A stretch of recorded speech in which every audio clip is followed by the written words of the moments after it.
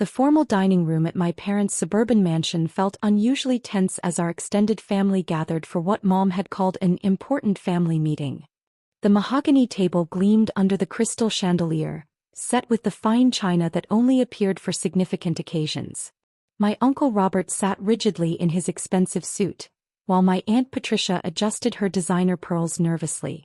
My older brother Marcus occupied the head chair opposite Dad, his Rolex catching the light as he gestured emphatically about quarterly profit margins from his consulting firm.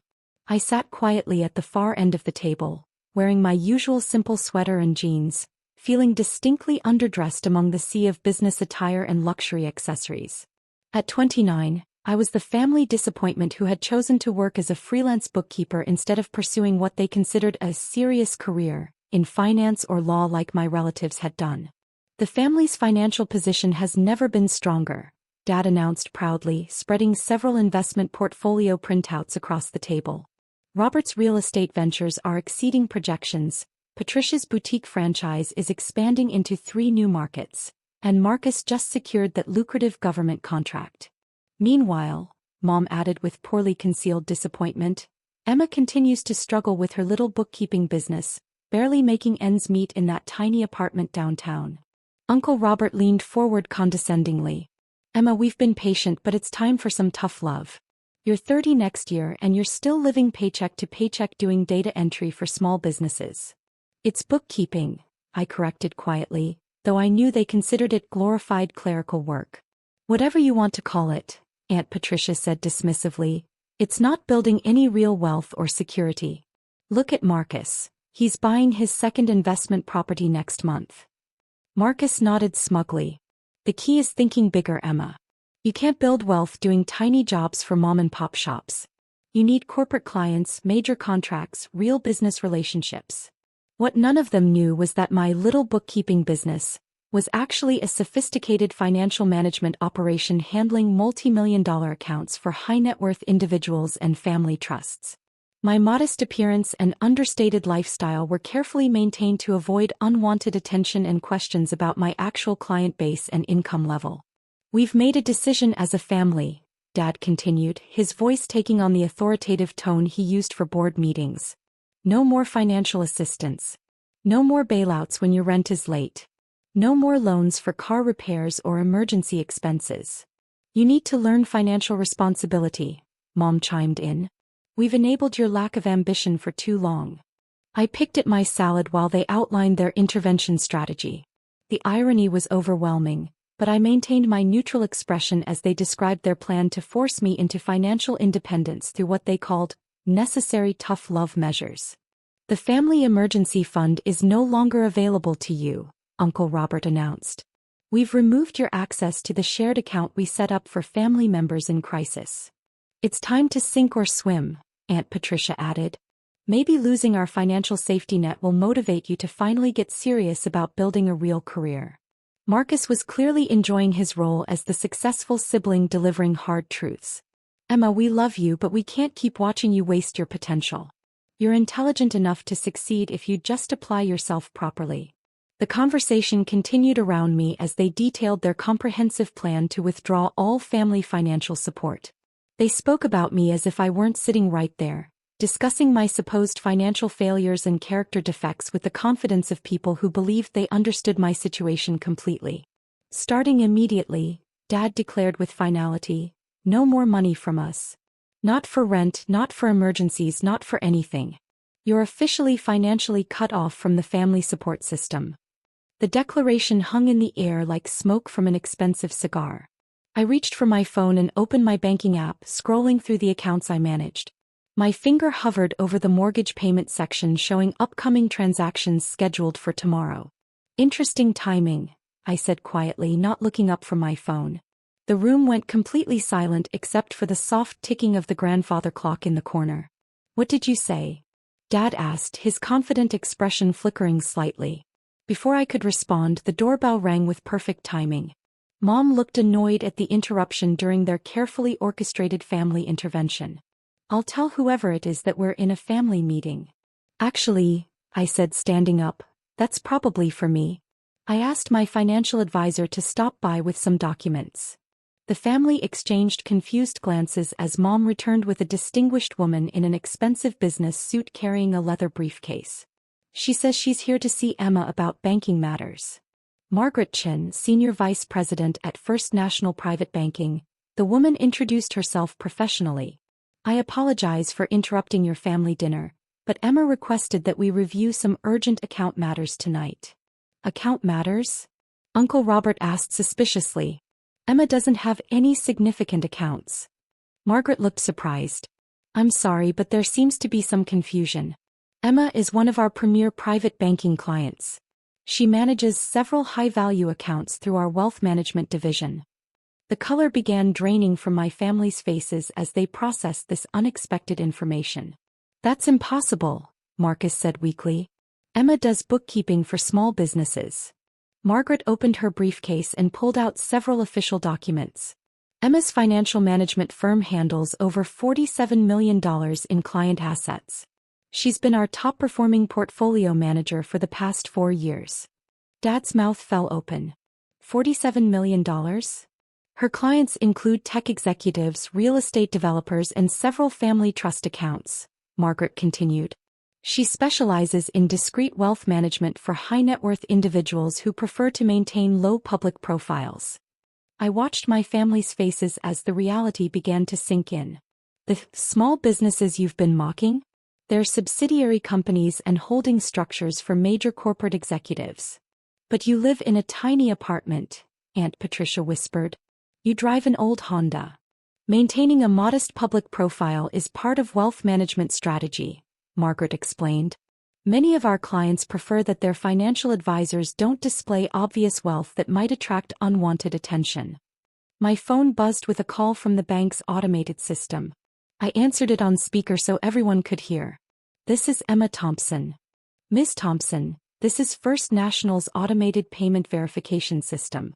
We have several large payments scheduled for tomorrow that require your approval.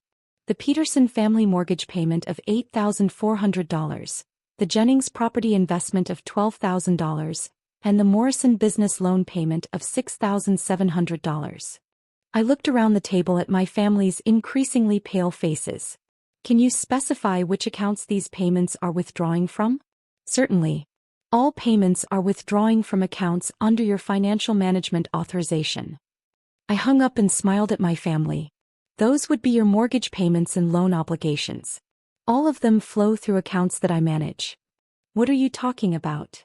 Dad demanded, though his voice lacked its usual authority. Margaret consulted her documents. According to our records, Emma has been managing the Peterson family trust account for 3 years. That's your account, Mr. Peterson. Your mortgage, investment loans, and business credit lines are all structured through Emma's portfolio management. Uncle Robert's face had gone gray. The real estate investments are financed through credit lines that I manage, I confirmed. Along with Aunt Patricia's boutique expansion loans and Marcus's government contract operational funding. This is impossible, Marcus said desperately. I have my own business accounts. Margaret pulled out another folder. Your business accounts are subsidiary accounts under Emma's master portfolio management. She's been optimizing your cash flow and securing your credit facilities for the past 2 years. The silence that followed was deafening. My phone rang again, this time from a different bank department. Miss Thompson? This is David Kumar from Commercial Lending. We need your approval for the Morrison Consulting Firm's payroll processing tomorrow. The account requires your authorization for the $47,000 employee payment transfer.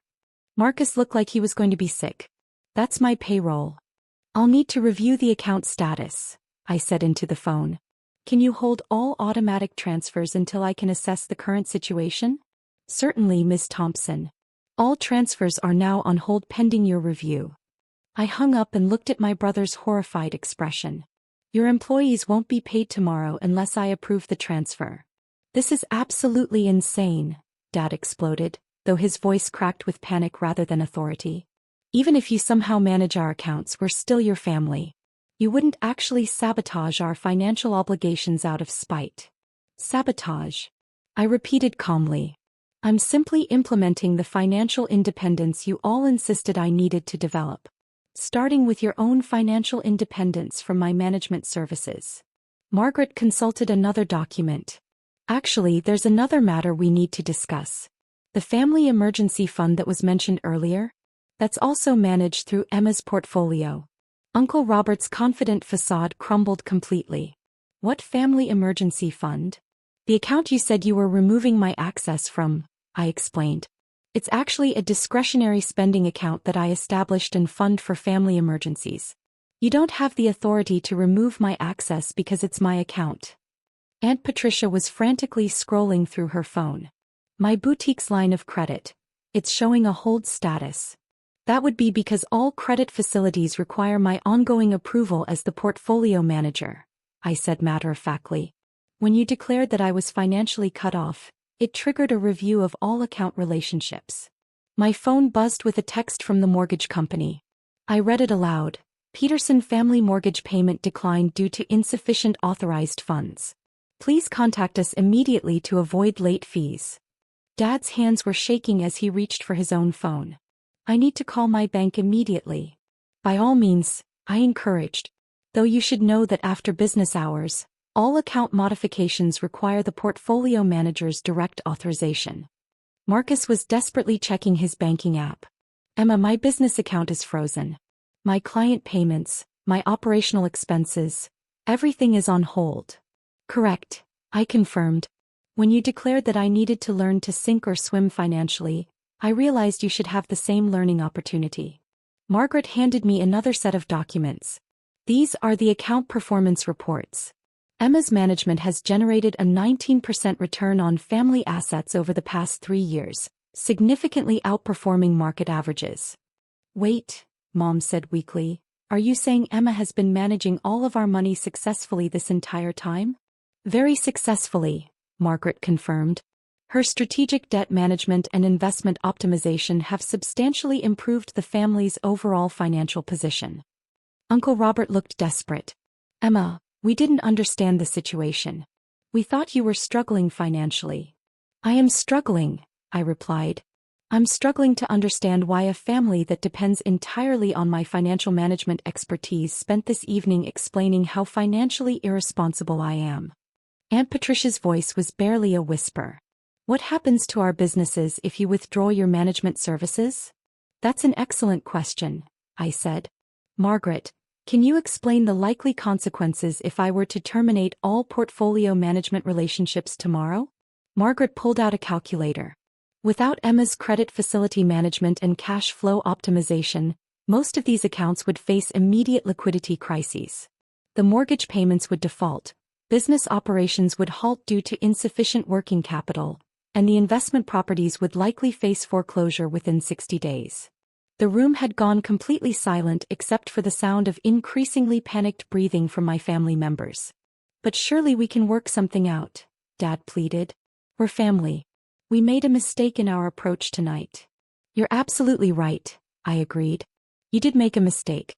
You decided to cut off someone who's been quietly managing your entire financial ecosystem for years without ever asking for recognition or gratitude.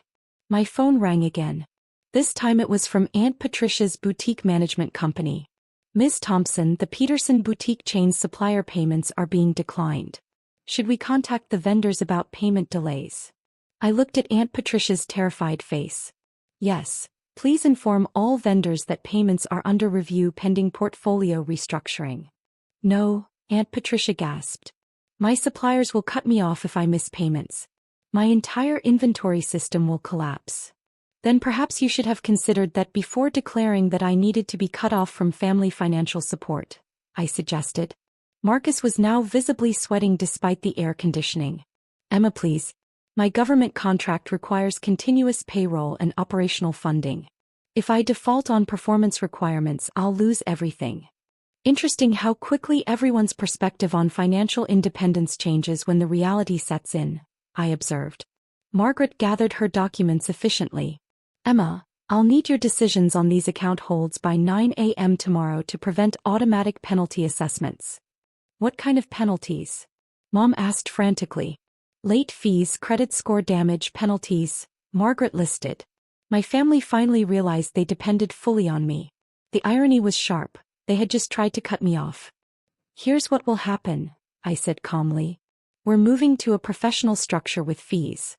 Uncle Robert, 4% on real estate. Aunt Patricia, 3% on boutique revenues. Marcus, 5% on business income. Fees? But we're family. Dad protested. Exactly. And family taught me boundaries are needed, I replied. No more free management. Margaret handed out agreements. Monthly reviews. Pre-approval for major expenses, she added. This is unfair, Uncle Robert muttered. More unfair than humiliating your portfolio manager at dinner? I asked. Mom cried. What about our mortgage? It's processed tomorrow, after you sign, I said. Marcus grabbed a pen. Where do I sign? One by one they all signed, accepting what had always been true. Their financial security came from me. Now they would pay for it. One last thing, I added. The family emergency fund is now a client fund. Access requires applications and proof of need. Dad signed with trembling hands. Emma, we're sorry. We didn't know. How you do, I said. Now our relationship is professional, not assumed charity. Margaret smiled. Emma is one of our top portfolio managers. You're lucky to have her. Silence filled the table. Their intervention had failed, revealing I was the true financial authority. The family who said no more money from us, I said as I left, just learned all their money flows through me. Tomorrow bills would be paid, businesses would run, portfolios would grow. But at professional rates. Justice delivered through contracts and fees. The cut-off daughter had become the official wealth manager.